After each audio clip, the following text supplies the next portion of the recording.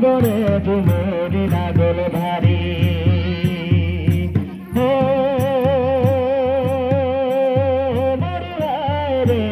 আকরা বন্দনা ব্রজনারী মদনে ঝুমুরি লাগল ভারী আকরা বন্দনা ব্রজনারী মদনে ঝুমুরি লাগল ভারী